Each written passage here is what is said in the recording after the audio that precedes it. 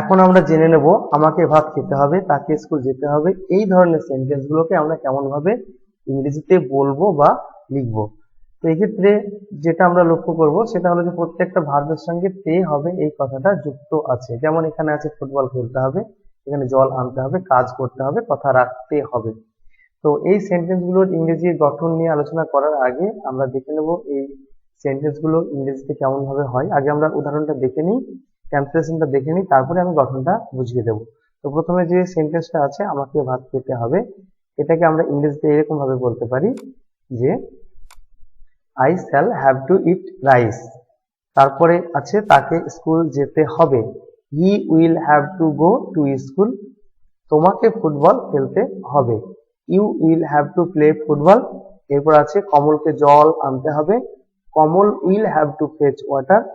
তারপর আছে তাদেরকে কাজ করতে হবে, they will have to work। তারপরে লাস্ট আমাকে কথা রাখতে হবে, I shall have to keep word। এই যে প্রত্যেকটা সেন্টেন্স তে হবে অর্থাৎ ভবিষ্যৎকালের একটা বাধ্যকতা বোঝাচ্ছে। এক্ষেত্রে তে হবে, এর ইংরেজি হবে শ্যাল অথবা উইল বসবে সাবজেক্ট অনুযায়ী, এরপরে হ্যাভ টু, এরপরে ভার্বের প্রথম রূপ। এর গঠনটা হবে এরকম, নিচে যেটা দেওয়া হলো দেখো লাল কালিতে, সাবজেক্ট প্লাস শ্যাল অথবা উইল বসবে সেই সাবজেক্ট অনুযায়ী, এরপরে হ্যাভ প্লাস টু অর্থাৎ হ্যাভ টু বসবে। সব ক্ষেত্রে কিন্তু হ্যাভ টু বসবে, কোথাও হ্যাজ টু হবে না, কারণ শ্যাল বা উইলের পরে হ্যাভই হবে এবং হ্যাভ টু হবে। তারপরে ভি ওয়ান অর্থাৎ ভার্বের প্রথম রূপ, এরপরে এক্সটেনশন বা বাদ বাকি অর্থাৎ অবজেক্ট বা অন্য কিছু যদি থাকে তাহলে কিন্তু সেটা আমাদের এইভাবে লিখে দিতে হবে। তাহলে এই যে ছক বা এই যে গঠন বা স্ট্রাকচার, এটা মনে রাখতে হবে।